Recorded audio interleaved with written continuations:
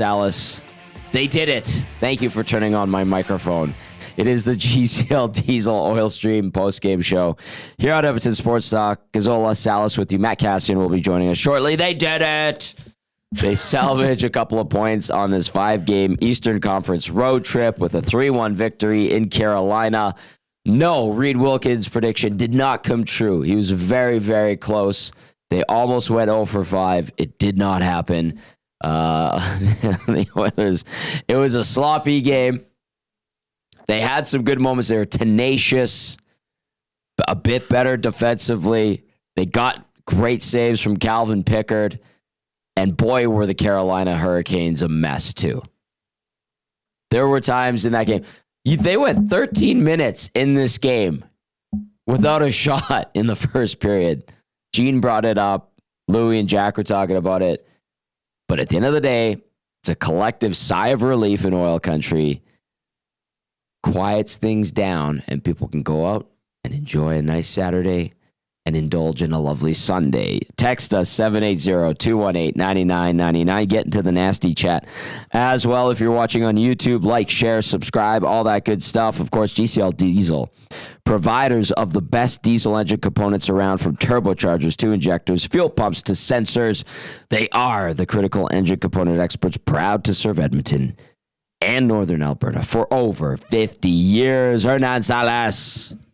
Yo! What say you? Yo! Sorry about your mic. I always get confused with 2 and 3 here, and I'm just an idiot. I couldn't hear myself, and I'm like, I am still kind of sick, so I'm losing my voice. Yeah, you're not sounding too hot, Tom. I apologize. Or do I sound hotter? Hotter. Because my voice is all low. Voice. There's 123 watching. That's it. All 124 now. You can all say it together. Hernan, you were right. And everybody that watched ESC Afternoons yesterday that chirped me when I said the Oilers would win this game. Everybody laughed at me. Everybody mocked Hernan. I went home crying. Oh, boy. Cried a little bit today after the pregame show because no one believed in the Oilers. You put that good juju out there. Oh, come on. It's a little positivity. The boys are back. They're going to go on a run. Are they now? Who needs the trade deadline? You got Calvin Pickard. I do want to read the... Who needs a defenseman, Tom, when Bouchard just scored his first power play goal of the season? Yeah, the Oilers still do. I'll tell you that much. How about McDavid getting bailed out by picks? Right? Holy smokes. Right? No, but that's probably that is the sloppiest game I've watched all year. Holy smokes, Tom.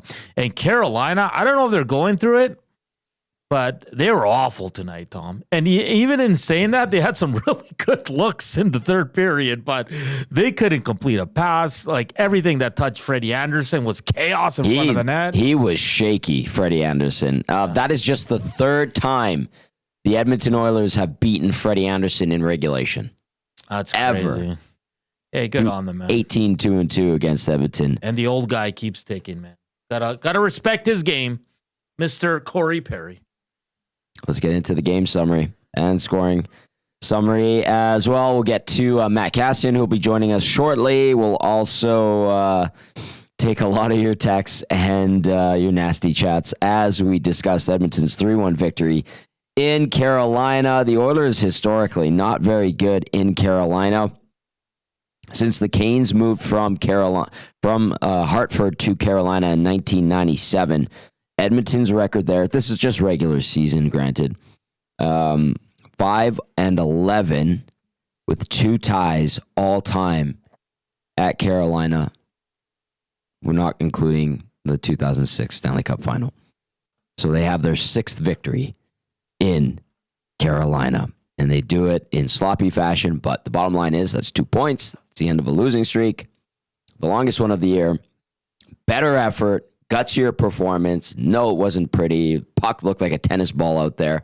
Both teams had to play on that ice. Both teams had to use those conditions, and the Oilers get the win. Yes, they almost spoiled it, but they have a victory. So, without further ado, let's get into some texts and some stats in the game summary as we roll along here on the GCL Diesel Oil Stream post-game show. In the first period, 5:08 in for the 4th time on this road trip. The Oilers open up in the scoring.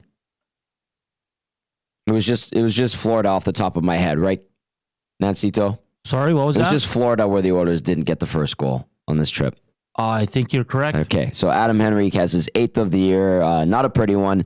Goes to the net. Janmark puts it on net. It is a shorthanded goal. Edmonton's 3rd shorty of the season. Janmark 15 assists. Henrique 8 goals. Oilers 1-0 lead at 5:08. In the second period, it would be Corey Perry at 16:29, his 13th of the season. I asked Hernan, do you think he can get to 20 goals? Unlikely, but you never know. Never say never. He has 13 on the year. Draisaitl, 45th assist. Kulak, 14th assist. Brett Kulak, outstanding, stepping up in the absence of Darnell Nurse, and we suspect a under-the-weather Viking, Matthias Ekholm. 2-zip Edmonton after 2 in the third period at 4:26 on the power play. Nice cross-seam passes from Aho to Rantanen. Back to Aho, backdoor tap in, 22nd of the year for Aho on the power play. Goss Despair, the second assist. We've got ourselves a game at 2-1. The Oilers would come close. They had a puck scooped it off the line by Goss Despair that Connor Brown got through Freddie Anderson. They did score a goal that was disallowed. It was kicked in by Zach Hyman. And then there was a couple close calls in front of Calvin Pickard. He did make some absolutely tremendous saves.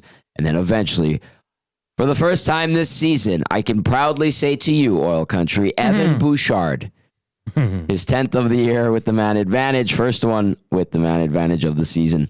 Assisted by Draisaitl and McDavid into the empty net at 19:59.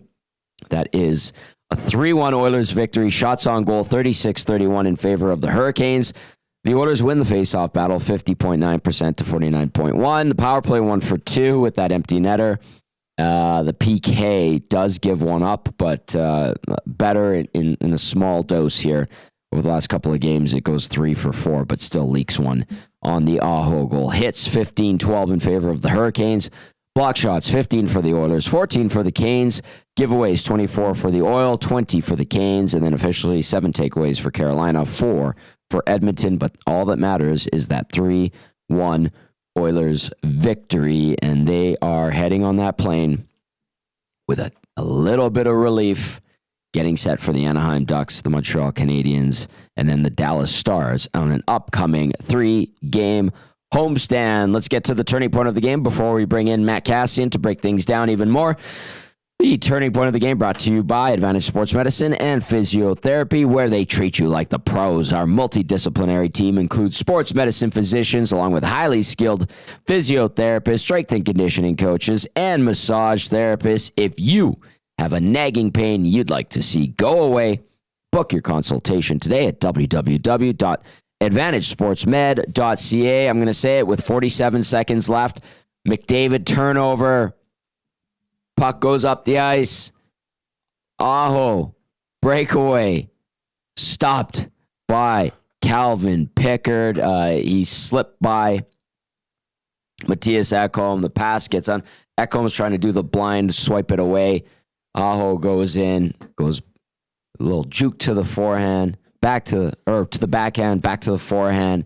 Blocker side. Pickard's there, rock solid, big stop. That is your Advantage Sports Medicine Physiotherapy turning point of the game. A monster save by Calvin Pickard. You want to talk about a timely save? Beautiful display of that right there by Calvin Pickard. Way better game for him compared to what we saw on Sunday in Washington. And we'll see what the goalie situation is when the team returns home. But Pickard, outstanding tonight. Clutch on that save, picks up the turning point of the game, brought to you by Advantage Sports Medicine and Physiotherapy. As we welcome in our game analyst, Matt Cassian, for the breakdown, brought to you by South Fort Chev. Reserve your 2025 Equinox Trax and Traverse now. They will not last long. They've also got the best discounts on 2025 Silverados, and they won't be beat. See dealer for details, www.southfortchev.com. Matt Cassian, whew, we're not talking about a loss tonight for the Edmonton. Thank goodness. We're not talking about a loss. Close. Yeah, and a little dicey there at the end. Man, that Aho breakaway. What a save. Not one you want to give up when you're on the power play at the end of the game, up a goal with less than a minute left. I mean, that was McDavid a little on that one. dicey trying to, and that first play was great. He beats the first guy, good delay, but it's like, get the puck down low in that instance, because you don't need another goal to win. You need to not give up one. But yeah, so a little sketchy at the end there. But guys, overall, a much more solid game, anchored by one Brett Kulak, who I thought was absolutely spectacular tonight. Oh. There might be a back-to-back player of the game here. He was excellent. He led team in ice time, 25 minutes. Outstanding. Contributed on a goal. It's the first time in a long time Bouchard didn't lead the team in ice. Well, you and I noted, and Cass, I don't know if you saw this too, but it looked, they had Ekholm with Emberson for a little bit, and then they rolled out Bouchard with Kulak, and this was in the last 2.5, 3 minutes of the game, and I was like, interesting. And I even said to Hernan at one point, I think it was in the last 7 or 8 minutes, I'm like, have you noticed less Bouchard? Yeah, Bouchard wasn't out there a lot. Yeah, and there was more Klingberg and there was more Emberson. Very little Troy Stetcher. Do you think that means? I was going to say, do you think that's Paul Coffey and Knoblauch sending a little bit of a message to Evan Bouchard just to say, we expect more from you? I hope so. I honestly do. And I think that's I think it has to be. Yeah. I think it has to be. Yeah. Big message. A lot of people are asking Cass and Tommy. Pickard was outstanding tonight. He was good, man, especially on that breakaway save. He seemed calm and just, composed out there. The big question, and a lot of people are asking, and I think you guys know what's coming. It has to be. Do you go to Pickard on Tuesday night? Against the Ducks? Yeah. Yes.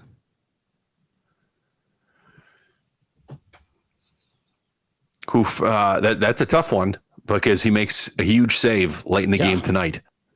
And Skinner's letting some pretty soft ones.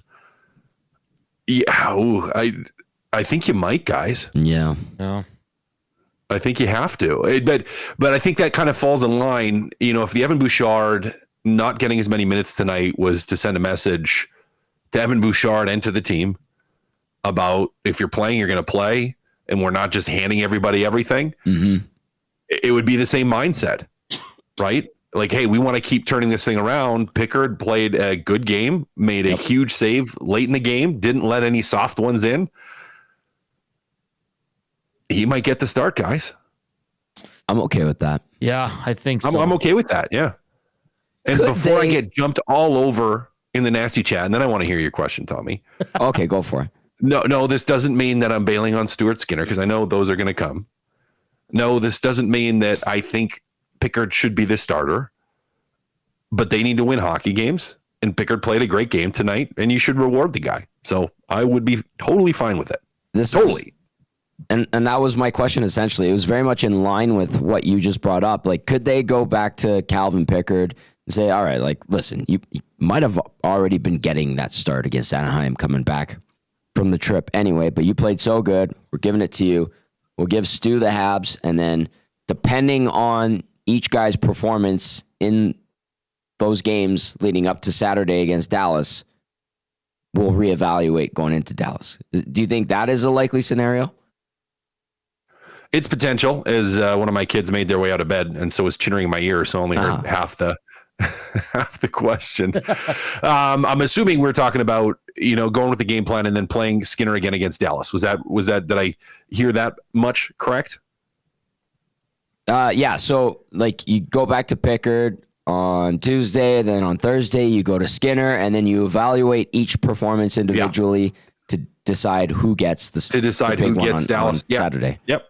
Yeah, I think that's a fair way to go about it and a good way to go about it. And if you are trying to spur this group on, and again to turn around what was a huge slump, and now you're out of it, at least for a game, I think that's reasonable. And it really is reasonable for a coach to say, hey, we're going to play who's playing. We want to win.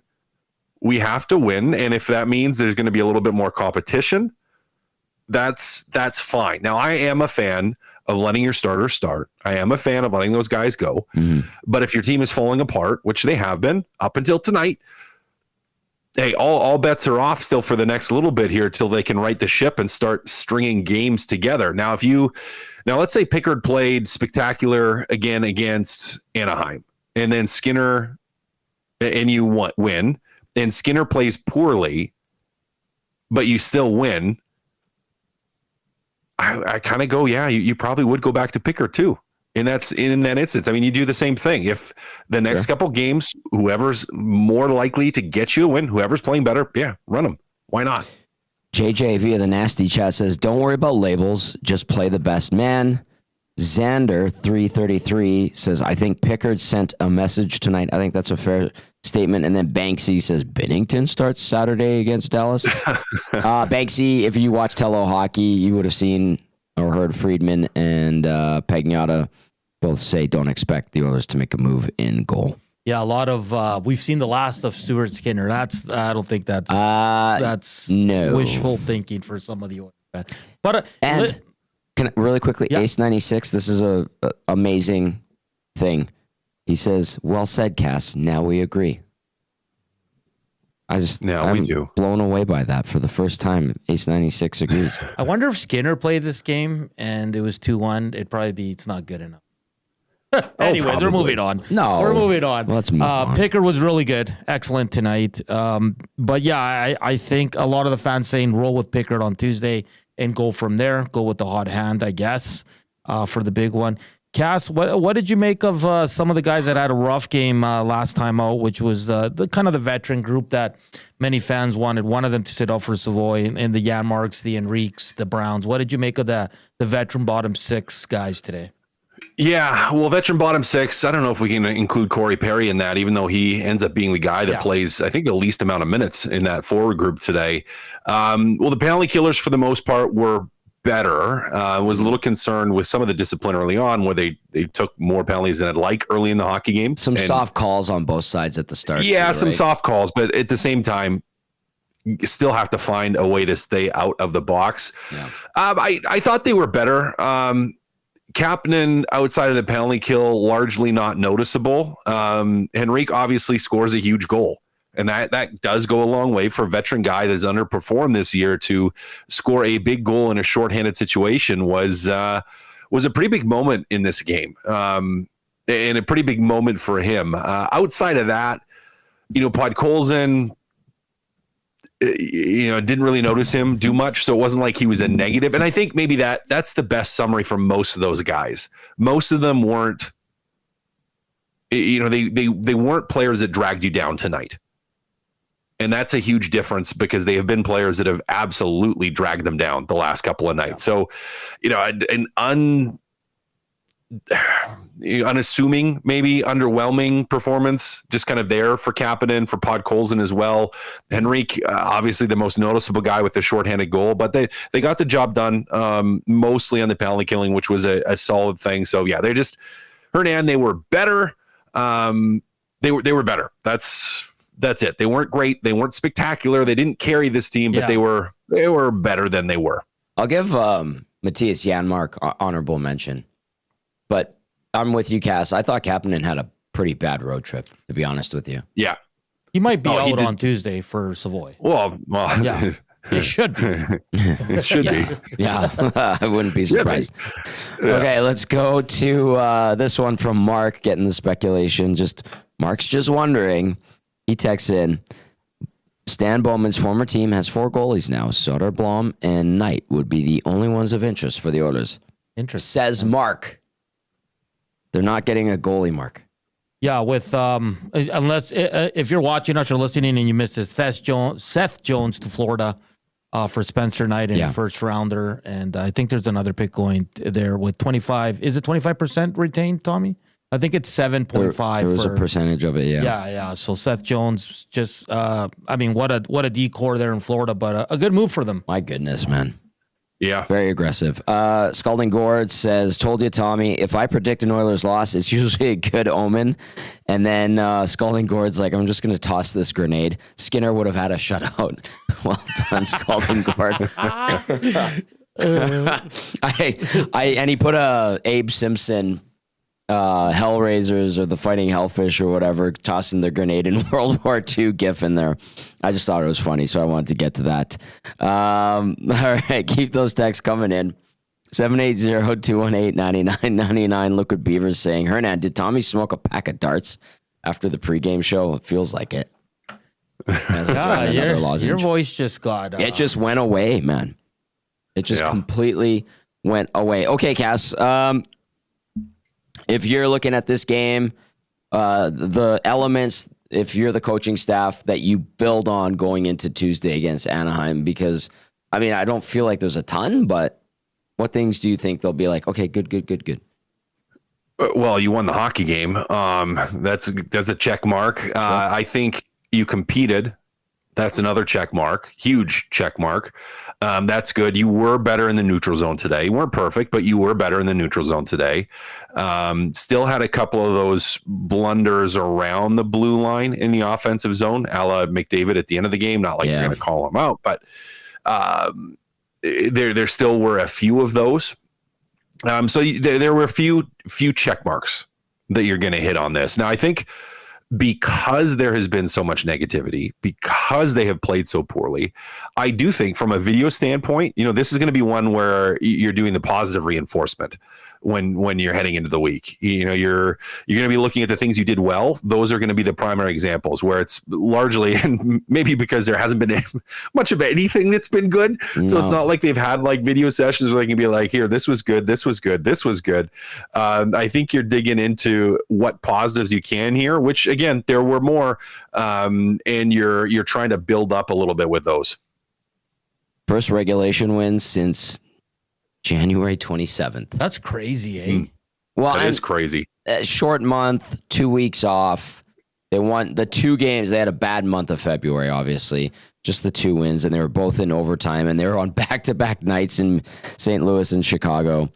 And then they started off this road trip horribly, and then they clean it up with a win on March 1st. A gutsy, feisty effort. Hey, if you're the Hurricanes right now, they have 2 wins in their last 8 now. They were talking, and we had, who were we talking to? Walt Ruff, the Canes team reporter, on earlier, and we were talking about just like the sense of relief that the Canes got from the win over Buffalo on Thursday night, where they played well, multi-point game from Mikko Rantanen, and then building that good vibe going into this game against Edmonton. The Canes are excellent against the Oilers in Carolina, historically. And then they have that type of game. Like, if you're the Canes, should you be worried? You have Mikko Rantanen. People are talking about him leaving. I just want to put the spotlight on them for a little bit, because, they look discombobulated. They did, and they do. I don't think they played a poor game, though, against Edmonton. Like, they did have some opportunities. You had the chance with Aho late to get into it. Their power play, that last one, looked deadly when they scored. I mean, that was efficient puck movement. They look really good on that. But yeah, I mean, it's one of those weird things where when the Rantanen trade happened, we all looked at Carolina and went, oof, they just got way better. And they're going to be absolutely a powerhouse, but it just hasn't materialized or clicked. And I wonder how much of that is just Rantanen wasn't ready for it. Like, emotionally, it just threw him so much that he just hasn't been able to find his footing, because he just wasn't expecting it. Wasn't expecting to get traded, wasn't expecting to be somewhere else. And he just hasn't just figured it out yet. And for the Carolina Hurricanes, that puts you in a tough position, because you don't have much time before the trade deadline. Rantanen is a big ticket. It's not like there's a ton of teams in a position to take on his contract. And you're certainly not going to get a Nietzsche's back now. Like, that's the reality, is you probably aren't going to get a Marty Nietzsche's back if you're having to move him as a rental. Because you probably thought he'd come here, he'd have fun, he'd play well, he'd be on a good team, he'd see he's another chance of winning, and maybe you can lock him in long term. But if that hasn't been the case, and if he's struggling so far, I mean, every game that they lose with him in the lineup, every time he doesn't have a great game for himself, he's got to be thinking, do I fit in here? Is this where I want to be long term? Can I sign here? And, for the Carolina Hurricanes, your back's up against the wall from trying to make a trade happen if that's the direction you decide to go. So it puts them in a real awkward position, and one that I wouldn't have expected them to be. And again, when that trade was made, I was like, they all of a sudden, they're still a contender, I think, in the East. But I was like, they absolutely maybe solidify themselves as the top contender. But they've slipped a little bit since then. So, yeah, it's interesting. For that group, I'm very curious to see how they handle it. Oh, not an enviable position for sure without a contract in place for Mikko Rantanen. Now maybe they've made some progress in that, but it doesn't sound like it. So yeah, Tommy, I don't know what they do. They certainly will be one of the teams that we're going to be grilled to the insider boards for the Carolina Hurricanes heading into this deadline. Very much so. One follow up to that, and we'll close out the Canes / Rantanen talk. But Cass, a lot of this, or it comes up, is that 8th year. The team that he plays for, by the deadline is who he can sign for 8 years, get that max extension. Yep. I know this is probably his biggest ticket ever, but is that 8th year for a guy of Mikko Rantanen's stature, is it that big of a deal? And I ask you because A, you played in the NHL and have a lot of friends still in the league, and on top of that, B or C, you are working professionally with a bunch of these guys, so you have an idea of where their mindset is. Yeah. Well, I mean, that extra year for what will likely be over $10 million, that's significant because, you could look to say, well, sign 7 years somewhere else. And the reality that your body might quit on you, that you might get hurt, that you don't know when the next contract is going to be. And with guaranteed contracts, even that extra year, it is a big motivation. I mean, because that is then guaranteed income, guaranteed salary. Now, we all know he's going to sign in Vegas somehow for 7 years. And, from a tax standpoint, we'll end up making more. Yes. So he's going there for sure. Good point. But it does make a difference. It really does. With that being said, he's still a guy that likes to win. And for elite level players that know they're going to make a lot of money anyways, there is something to wanting to be in a place where they think they're going to have a chance to win. And that really, for me, that would be where he would look to go. If he sees a really good chance at winning and the money is similar at that 7-year mark, I could see him looking at that because they consider that. Now, here's the interesting thought. Do you guys think if he doesn't sign with Carolina, is there a chance that Mikko Rantanen signs back with the Colorado Avalanche? Wouldn't that be something? Well, it'd be wild. The only thing that I feel is the biggest hurdle is the fact that the Avs didn't want to go to his asking price, right? And I don't know they never how even got there. They never even had the conversations. So what would change in a matter of months for them, unless they recognize how much they miss him, and then on top of that, they have Natchez, like you were saying. Maybe they have Natchez. They pulled off a huge hoodwink. Maybe this was the plan from the start. We're going to trade you. We know we're not going to win this year. We're going to trade you, and then we're going to resign you with a way better player to play with too in Natchez to get younger. And yeah, that would be collusion. Wouldn't that be one for the ages? That would be crazy. Crazy. It is the breakdown brought to you by South Fort Chev with our game analyst, Matt Cassian. The Oilers win 3-1 in Carolina. Good vibes on a Saturday evening. And keep those texts coming in, 780-218-9999. And go into the nasty chat if you're watching on YouTube. Gazzola and Salas inside the EST Global HQ studios. Jimmy O with a couple of texts. And I'm glad Jimmy O brings this up because this particular player who's had a couple of local fast food restaurants named after him recently is always in the spotlight. But Jimmy O starts with, Pickard saved my weekend. So I respect that. I'll give that one of these. Yay!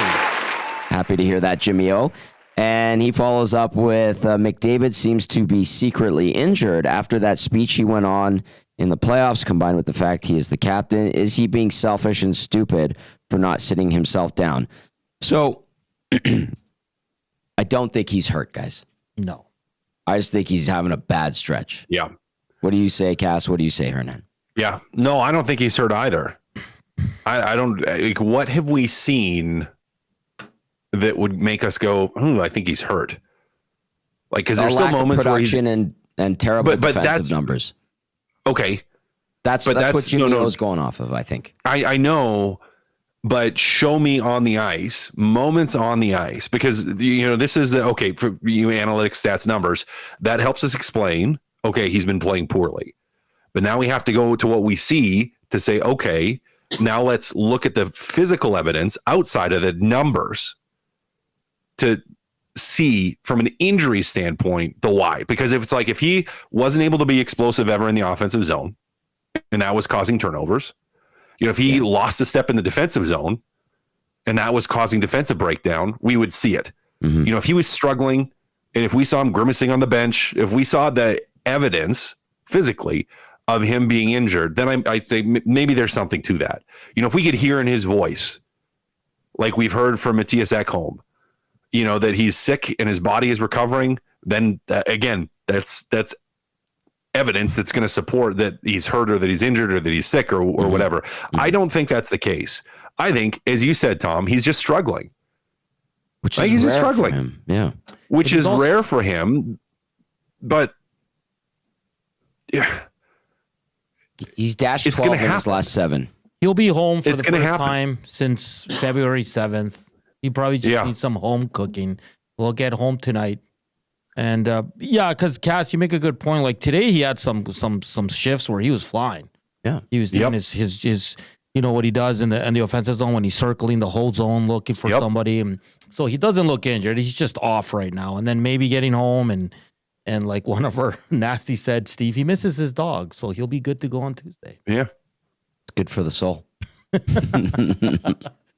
Okay, keep those coming in. 780-218-9999. Yeah, he was hanging on to the puck. Like now his decision making wasn't sharp. Yeah. And I feel like it's kind of been an issue. And then a week ago, if you were watching him in the Four Nations face-off, you're like, there he is.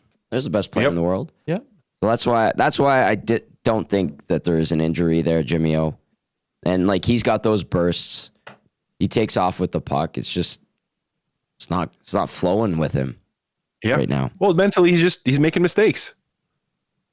And that happens. Yeah. When I go play shinny and it's not even men's league, just pick up hockey with my buddies. I mean, there's nights when I'm just like, I just don't have it. But most nights. And they would say, and my buddies would say, you're still probably better than everybody else out there.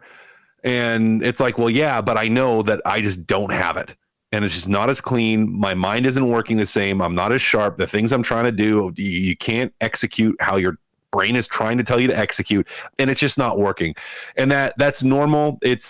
You could call it a slump. You could call it, confidence issues. You could call it a number of things. And it's normal for players to go through. It feels so abnormal because if this was anyone other than McDavid, we'd be like, oh yeah, they're just having a tough stretch. Mm-hmm. But because it's Connor McDavid, where we're just, it's so much more apparent because he is the best player in the world. He hasn't been able to find the consistency of output that he has in the past. And that's guys, I'm not worried. Maybe I'll just finish it with that. I'm not worried in the slightest about Connor McDavid. James makes a good point to follow up and agrees with you by saying that way he danced around Jacob Slavin was a beauty. Yeah. Yeah, he still had those moments. Yep, still had those moments. And the slump, like, just look at the play on the power play there at the end of the game. Like, he's trying to create something out of nothing and turns it over. You never see McDavid do that, guys. It's just one of those moments in his career where it's going really bad for him. And, he's going up to Pickard and saying, thanks, buddy. He should. He absolutely should. A few people suggesting he get a good stiff drink when he gets home at the new bar that Lauren is opening up downtown. I don't think it's ready. And someone suggested an old fashioned. I would happily take an old fashioned right now. Oh, yeah. That would be tremendous. Okay, before we ask Cass to take a look ahead to Tuesday and the upcoming homestand, do we have any audio from the room? Nothing yet from the Edmonton Oilers room on their YouTube channel. So. Okay. Before we get Cass's look ahead, I just want to add this from Sarah. who says her dry March is not starting off well. That's what happens when it's on a Saturday that March begins. And the Oilers. And the Oilers give you a semi-heart attack with a 2-0 lead, making it 2-1 early in the third, and then barely hang it on. Anyway, that'll happen. Cass, the Oilers do have an upcoming 3-game homestand. Ducks, Habs, Stars. What will be the keys? How can they build on this? You pointed out some things that they'll like. How much does home cooking help? Give us the mindset of this group and the coaching staff. I think it helps, and it helps a lot from a rhythm standpoint, because even though, yes, you had that break, you start on the road out of the break, and you're happy to be home. You're happy to have a vacation, wherever you are, but you haven't really been season home, Edmonton home, getting into that rhythm and routine. And I think being back for a couple of games, it does help. It helps being in your rink, it helps being in your own bed, it helps being able to eat food at home. If you have, a spouse or girlfriend or partner or someone at home or kids, like it's Chef. really nice to be able to be with them. Right. So or dog, if you have a puppy at home, whatever it is good to be at home. So I think that mentally, especially at least getting a win, knowing that you really struggled on the road, it's like, okay, you got that last win. It's a huge opportunity to keep that going again, right? To get into the mindset of, we were bad. We finished with a good win against a good team in Carolina. We have a chance here for our next couple of games, and they really do, particularly with the first two, to beat a team that's not very good and a team that has been slumping and hasn't been playing very good in the Montreal Canadiens. So it's like you have a huge opportunity to come home, get back into a rhythm, and then just take it to a couple teams that really struggle or have been struggling. So what are you focusing on? You're focused on getting some sleep. You're focused on recovering. And then you're focusing on just trying to, again, and I've used that, take the next step or take another step. And really that is what it is. It's like, okay, you were a little bit better against Florida and you lost. You were a little bit better than that against Carolina and you won. Now you want to be even better than that and dominate against the Ducks team who you fully can, or you should be able to. So it's a big opportunity mentally. I think it's a little bit of a test, like for us to watch, to say, okay, are they still in a slump, or were they able to step out of this? And what type of a team are we going to see heading into the trade deadline? Because that's it. Particularly those first two games, you got that, and then your team's going to be your team. So mentally, we got to see how they stack up here these next two. Habs 4-2 win over Buffalo today. That gives them 4 straight victories, and then Anaheim even up. Nobody has scored yet in the first period, 7 minutes in, against Chicago. The Ducks of late, not great, but actually pretty good. Yeah, to my surprise, 7-2-1. What the hell? They've been playing well, down at towards the bottom of the Western Conference standings at 59 points. A couple of housekeeping things, Cass. The exchange between Leon Draisaitl and Glenn Gulutzan. Your thoughts, really quickly. You're going to have exchanges. I mean, unless we can actually hear what's being said, I'm hesitant. So I'd have to go back and look at it, have to slow it down. See if we can read some lips. Those guys are tight though. Yeah. Like Gulutzan is tight with McDavid and Draisaitl. They really respect and like each other. All 3 of them. Yeah. So those will happen. And then it's going to happen. I don't know. I don't want to say it's a nothing burger, but I'm just kind of I think it's a nothing burger. Those things do happen, right? Like, it was right after the power play. Yeah. It was something he wasn't happy with the power play. Yeah. I don't think it's a big deal. I'm not worrying about that. Yeah. Last one for you, because it is deadline week. How does that affect guys? Depends on who you are. I mean, McDavid and Draisaitl don't care. Hyman doesn't care. Nuge doesn't care. Perry probably doesn't care. Nurse doesn't care. Bouchard doesn't care. Skinner. Yeah. I mean, it just, for most of the guys, it's not much. There are some guys that could be a little nervous, and you think you're bottom 6, you probably have a little bit of nerves, because you don't know who's coming in. They need help there. You don't know how it's going to affect you. So, I mean, you're looking at these last 2 games thinking, boy, especially with how we've played, how the bottom six is played, we better have a couple of nights here to try to sate some of the potential, because you could wake up and get to the rink on trade deadline day, and all of a sudden either you're gone or someone else is there, and your ice time has changed and your position within the team has changed. So it'll be a little tense. It always is. I don't think there's any guys where it's like they're a shoe-in, absolutely shoe-in for a trade. So it's not like anyone is, packing up their house currently expecting to it, but there's going to be, there'll be some nerves. There always are. Yeah, it's natural. Trade deadline looming. It is on Friday, Cass. We have a couple games before we get to that deadline, and it's going to be interesting. We'll all be over it, we'll be all over it here at EST all week long. All right, my friend. Great work as always. Enjoy the rest of your weekend, and we'll talk to you on Tuesday. See you, fellas. Have a good one. There you go. There's Matt Cassian, our game analyst, with the breakdown brought to you by South Fort Chev. We will go inside the Oilers locker room shortly. I see Leon Draisaitl's being queued up by Hernan.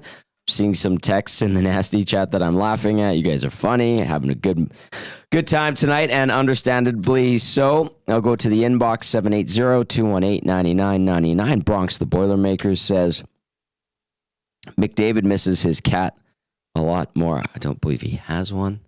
Bronx. Uncle Dave says, regarding McDavid, at the beginning of the year, he said last year in the offseason he went too hard, which contributed to that terrible 23-24 start. I think he's treating this whole season as a preseason for playoffs and doesn't want to go too hard. That one's from Uncle Dave. Uncle Dave, you might have something there. There was an interview with him post-game the other night or pre-game.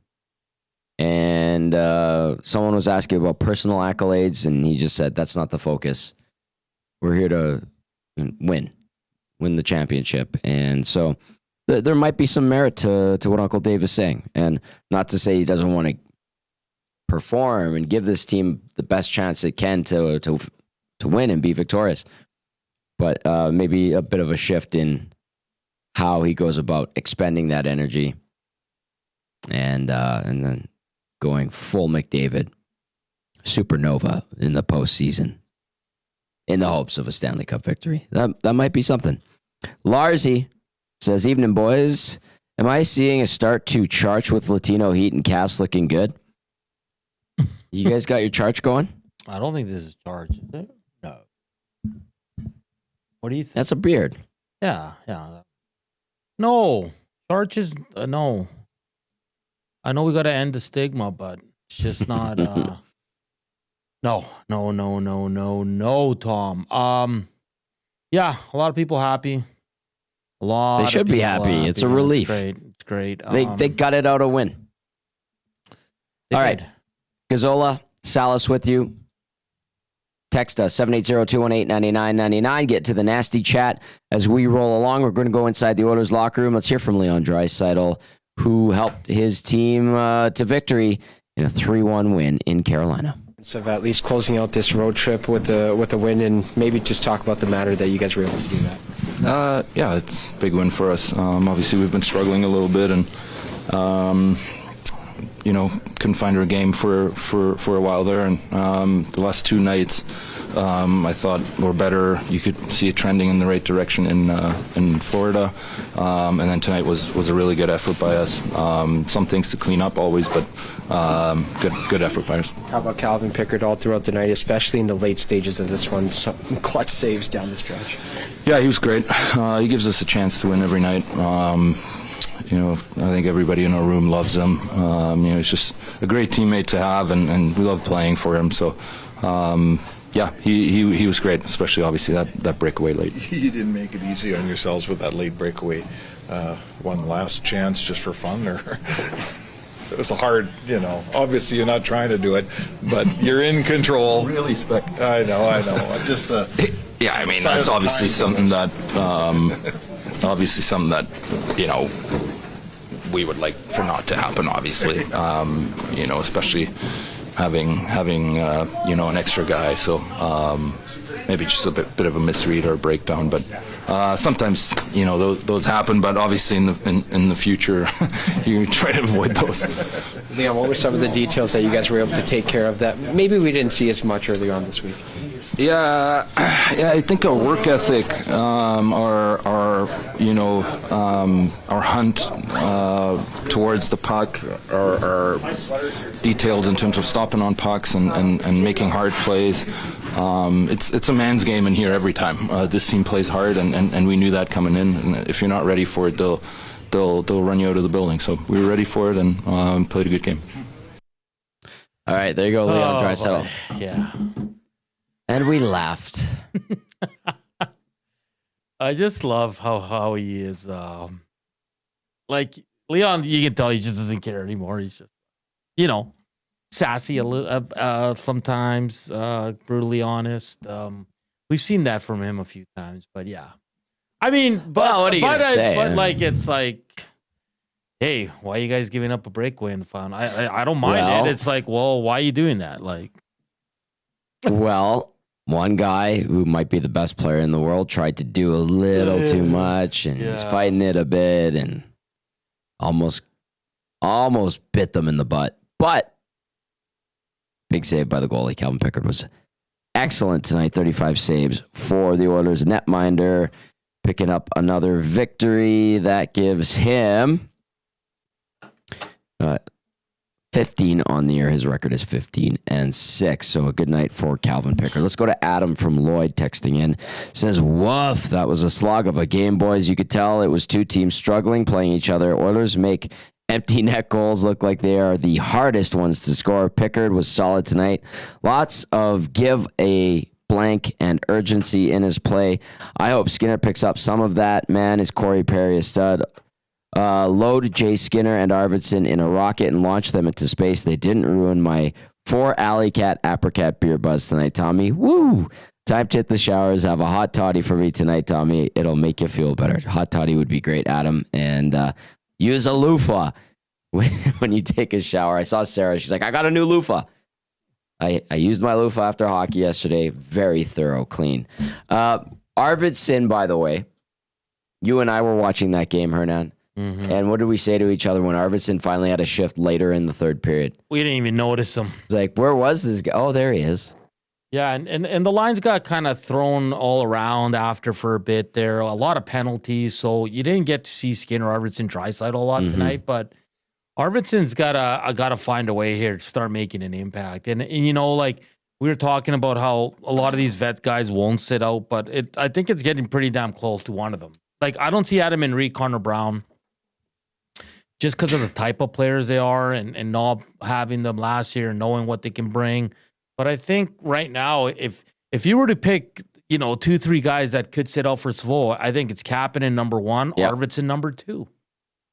Yeah. I'm being completely fair, and I don't think I'm off on that, but you're not. Corey Perry played 8 minutes today and scored the game winner. He was the lowest ice time. But he was noticeable in good ways tonight, I think is a fair way to describe his game.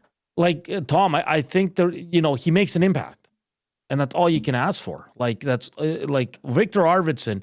If anyone out there noticed him, please let us know and what you noticed, because we didn't notice anything. I didn't think he was good at all tonight. Jeff Skinner, 955 today. But like, even though 955 with 14 shifts and donuts across the board, when he was out there, like he had a couple of shots attempted and he missed. He had one in the slot that went 8 feet wide, but he was hustling on the wall. It didn't look like he was making dumb decisions in his own zone. Like when he was out there, I was like, oh, it looks like he's going. He's motivated to play against his old team in a city he had some success in before he got traded to Buffalo. Like Jeff Skinner I think you could rely on him tonight. He didn't play much, but with Arvidsson, it was just like, Okay, Tom, let's be honest. Okay. Jeff Skinner's bringing more than Kapanen and Arvidsson. Right? At least you're noticing him he's getting some good looks. He's always around it in the offensive zone. I don't notice anything like, oh my God, he's so terrible defensively. I don't notice it. And maybe that's just me, but I think Skinner needs to be the guy that's regularly out of the lineup. There's other guys here that need to take the seat. We talked about it with Cass when we brought him on, that we noticed Bouchard did him, like he wasn't wasn't playing as much as he normally does in the final, 10 to 12 minutes of this game. It was a lot of Kulak. Klimberg and Emerson's minutes were up. Yes. Right? So, and then Bouchard for the first time in a long time was third on ice time for the Edmonton Oilers. So I don't know if that's a message or they're just like, Kulak's going right now. Like, he's rolling. Well, or they're starting to, they can't trust Bouchard. Yeah, fair enough. His recent run, actually all season, where giveaways, And that's a general malaise, yeah, that's a perfect word. a lot of TV turns. Like today, the Oilers hustled. They bust their butts.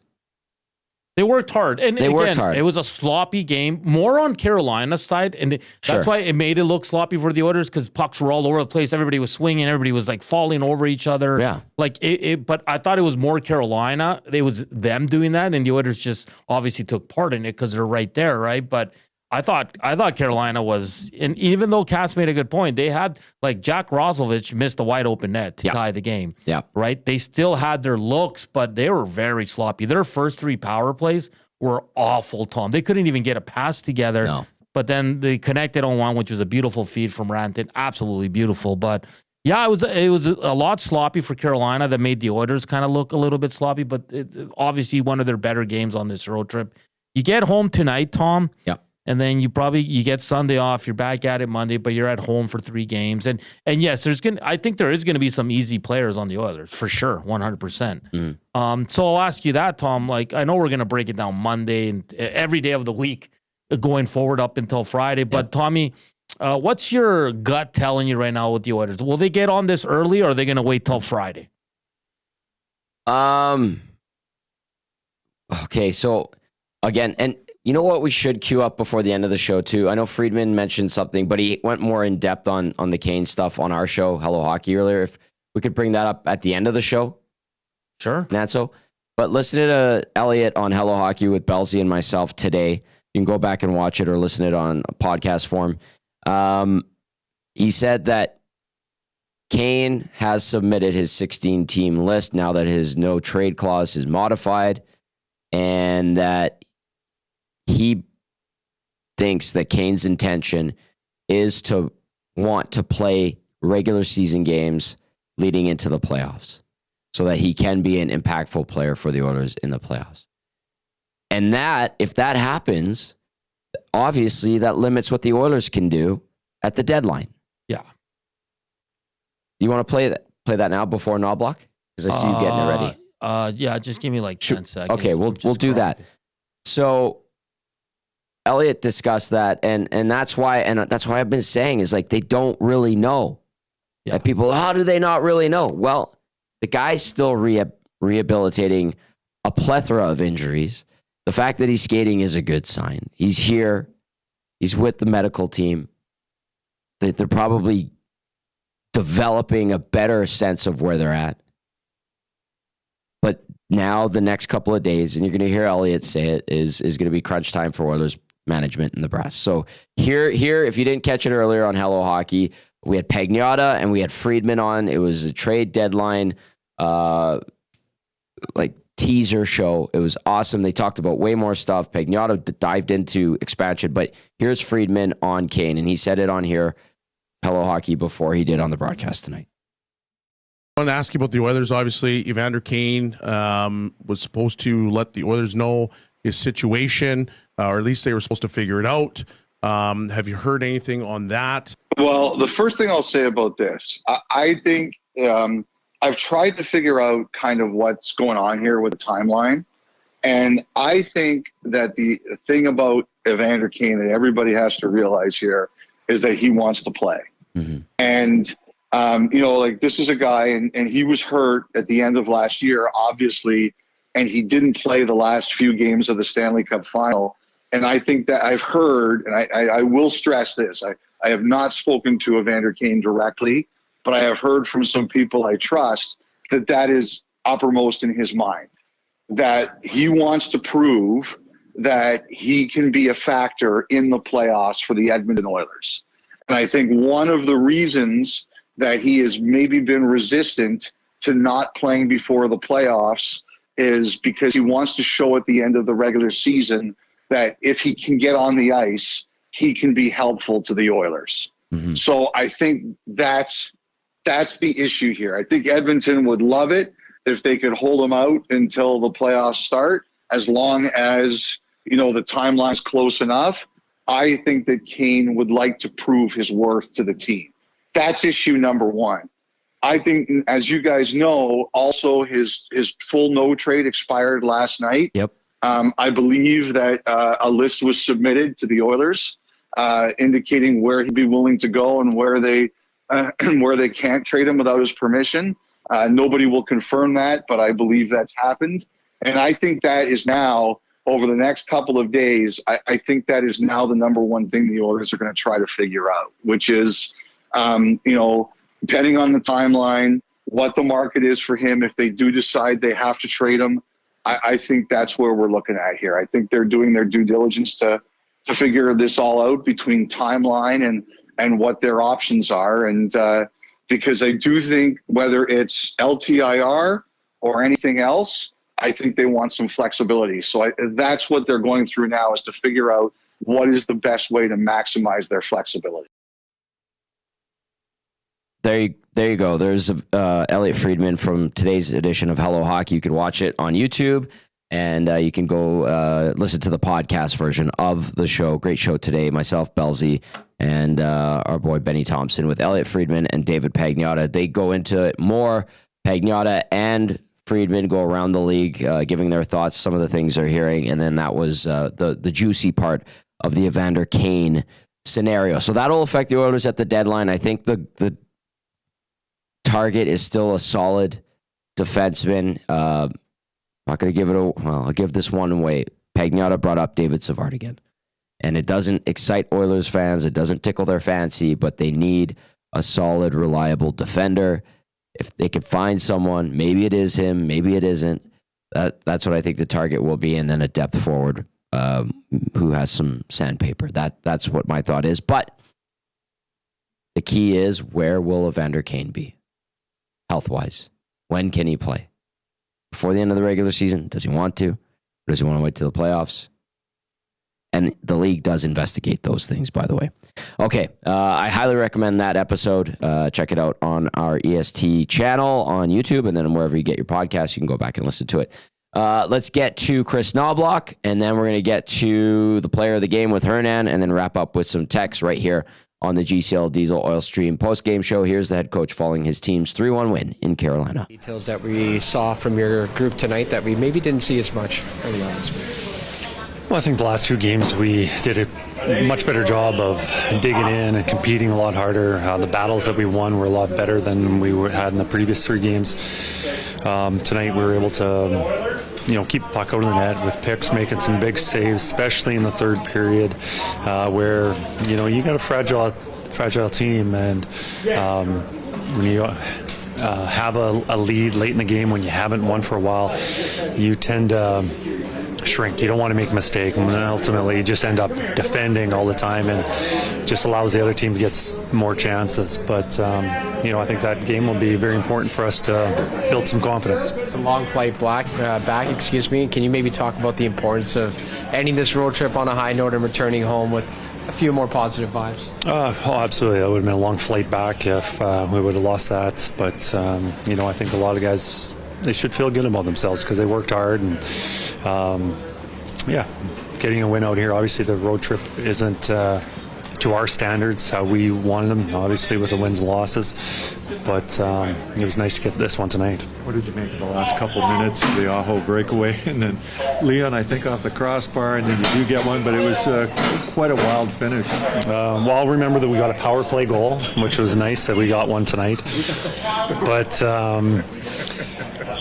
obviously that's not how we would like to draw that up, but we got the win. That's what we're going to remember. All right. Pretty happy Chris Knoblauch there talking about the positives. A power play goal at the end into the empty net. Evan Bouchard's first power play goal of the season. And by the way, with McDavid's assist tonight, 700 career assists for number 97.